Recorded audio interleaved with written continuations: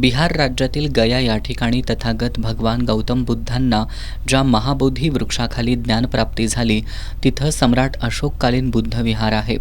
या महाबोधी बुद्ध विहाराचा जागतिक वारसा स्थळात समावेश आहे। या ठिकाणी जगभरातील बौद्ध उपासक येत असतात। या बौद्ध विहारवर बौद्धेतर समूहाचं व्यवस्थापन आहे।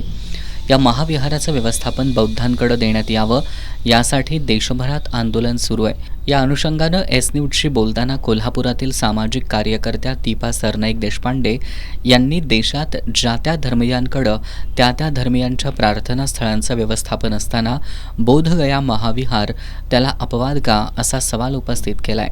1949 साली ब्राह्मणांनी चुकीचा बीटी ॲक्ट 1949 हा लागू केला। त्यामध्ये असं होतं की बौद्धांच्या बौद्ध विहारामध्ये 9 लोकांची कमिटी असते आणि त्या 9 लोकांच्या कमिटीमध्ये 4 लोक हे बुद्धिस्ट, 4 लोक हे ब्राह्मण आणि 9वी जी व्यक्ती आहे ती स्थानिक जिल्हाधिकारी, ती पण हिंदू असायला पाहिजे। अशा पद्धतीचं जाचक आणि चुकीचं ते बीटी ॲक्ट चालू होतं। या महाविहारात बौद्ध आचरण पद्धतीला बाधा पोहोचत असून या ठिकाणी इतर धर्मीय अतिक्रमण, कर्मकांड, अंधश्रद्धा वाढवण्याचे प्रकार होत आहेत, असंही दीपा सरनाईक देशपांडे यांनी सांगितलं। लोक आणि बौद्ध विहारामध्ये शिवलिंग आणून तिथं ते पूजा करत आहेत। तसंच बौद्धांच्या मूर्तीला तिथं कपडे घातलेले आहेत ब्राह्मण लोकांनी आणि हे 5 पांडव आहेत असं दाखवून तिथं ब्राह्मण लोक पूजा करत आहेत। अशा पद्धतीचं अतिक्रमण ब्राह्मणांनी चुकीच्या गोष्टी सांगून तिथं मिळवलेलं आहे। आणि या महाविहाराला जगभरातून बौद्ध धर्मीय निधी पाठवत असतात। त्यामुळे ज्यांच्याकडे सध्या महाविहाराचं व्यवस्थापन आहे ते बौद्धेतर हक्क सोडायला तयार नसल्याचंही सरनाईक देशपांडे यांनी सांगितलं।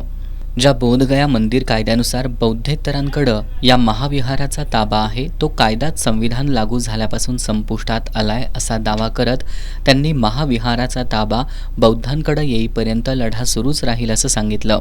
साठी हे आंदोलन चालू आहे कारण ह्या बौद्ध विहारासाठी जगभरातून अब्जावधी पैसे त्या बौद्ध विहारासाठी येतात। त्या बौद्ध विहाराच्या अब्जावधी पैशांसाठी ब्राह्मण लोक चुकीचा ॲक्ट काढून तिथं ते कब्जा मिळू पाहत आहेत। तरी लवकरच आम्ही बौद्ध धर्मीय सर्वजण जो बीटी ॲक्ट जुना आहे तो ऑटोमॅटिक जो रद्द झालेला आहे तो रद्दच करून जो काही आता आम्हाला आमचे जे बौद्ध विहार आहे ते पूर्णपणे आमच्याच बौद्ध लोकांची कमिटी स्थापन करून ते आम्हाला आमच्या कब्जामध्ये घ्यायचे आहे। जोपर्यंत आम्हाला हे आमचं बौद्ध विहार मिळत नाही आणि ब्राह्मणांना तिथून दूर करत नाहीत आमच्या बौद्ध विहारापासून, तोपर्यंत आमचं हा आंदोलन चालूच राहणार।